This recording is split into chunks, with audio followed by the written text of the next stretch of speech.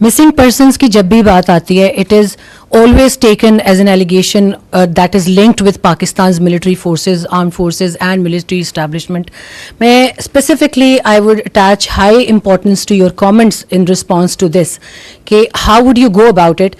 And what exactly Army Chief thinks as the head of this organization جب یہ missing persons کی کیونکہ intelligence officials intelligence جتنا بھی کوشش کر کے نیب کرتے ہیں دہشت گردوں کو, ان کی کلنگز کو بھی مسنگ پرسنس کے کھاتے میں ڈالا جاتا ہے. تو how would you go about it? کیا سوچتے ہیں آپ اس حوالے سے؟ جی ٹھیک. دیکھیں جی, مسنگ پرسنس کا جو ایشو ہے یہ ایک اہم مسئلہ ہے, ایک پیچیدہ مسئلہ ہے. اٹس ناٹ سو سمپل جتنا یہ پیش کیا جاتا ہے, اور but it's a very important issue. اور یہ صرف پاکستان تک نہیں ہے, پوری دنیا میں مسنگ پرسنس کا ایشو ہے. آپ نے ابھی دیکھا ہوگا حال ہی میں کہ کچھ دہشت گرد جو سے ہیں وہ جو مارے گئے, جب ان کی شناخت ہوئی تو وہ مسنگ پرسنس کی لسٹوں میں بھی شامل تھے. تو that's why I'm seeing it's not so simple جتنا یہ بیان کیا جاتا ہے آگے, اور حکومت اس کو بڑا سیریسلی لیتی ہے. مارچ 2011 سے کمیشن آن انکوائری آن انفورس ڈسپیرنسز, ایک انڈیپینڈنٹ کمیشن ہے جو کہ مسنگ پرسنس پہ کام کر رہا ہے, اور جو لوگ مسنگ پرسنس کی زمرے میں آتے ہیں جو کلیم کرتے ہیں وہ ڈیٹا اس کے ساتھ لاتے ہیں.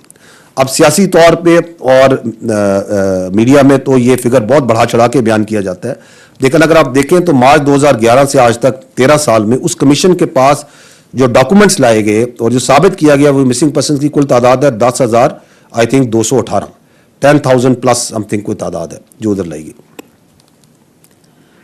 اور ان میں سے بھی لگ بھگ 80% تقریباً 7,940 کے قریب جو کیسز ہیں وہ مسنگ پرسنس کے اس کمیشن نے ان کو ریزالو کر لیا. دیٹ مینس کہ دے ہیو بین فاؤنڈ کہ وہ کدھر ہیں, وہ لوگ ٹریس ہو گئے ہیں, ان کو ریزالو کر دیا گیا ان کیسز. پیچھے 22-23% کیسز رہ گئے جن پہ بڑی محنت کے ساتھ اور ایفیشنسی کے ساتھ وہ جو انڈیپینڈنٹ کمیشن ہے وہ کام کر رہا ہے.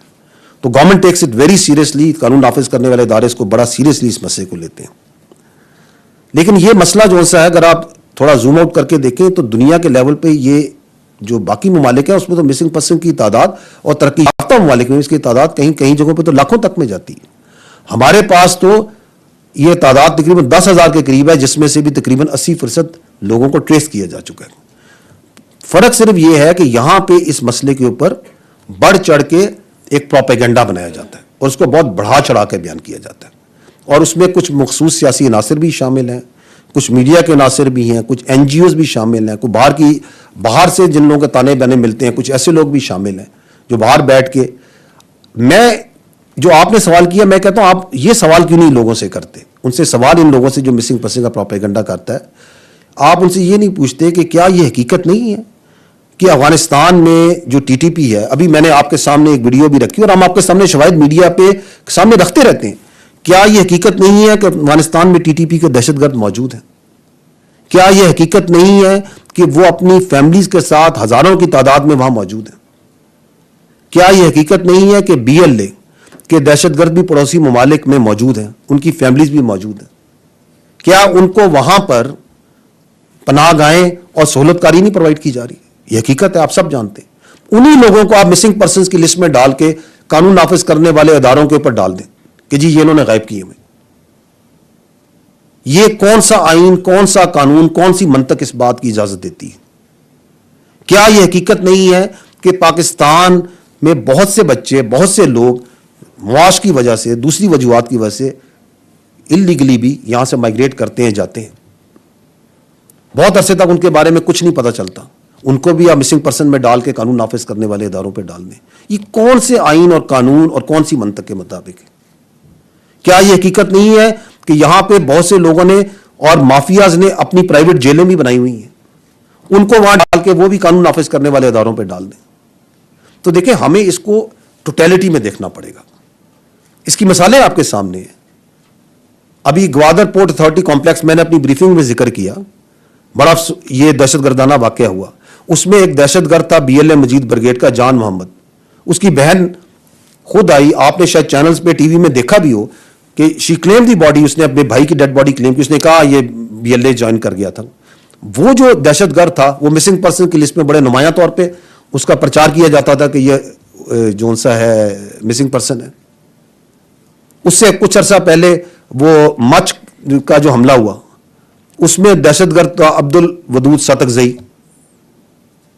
وہ بھی مسنگ پرسن کی لسٹ میں شامل تھا. تو اس لیے میں یہ کہہ رہا ہوں کہ یہ ایک پیچیدہ مسئلہ ہے, اس میں بہت جھوٹا پروپیگنڈا بھی کیا جاتا ہے.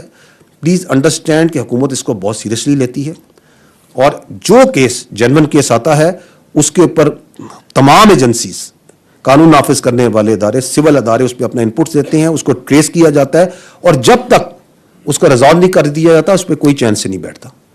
اور جن لوگوں کا یہ ایشو ہے واقعی, جس کا کوئی بھائی بہن کوئی بچہ ماں باپ مسنگ ہو جائے نہ پتہ چلے, we understand how painful it is for that family, socially, legally, from all aspects, and government is trying hard to resolve that issue, اور اس کے لیے ہر ممکن کوشش کی جا رہی.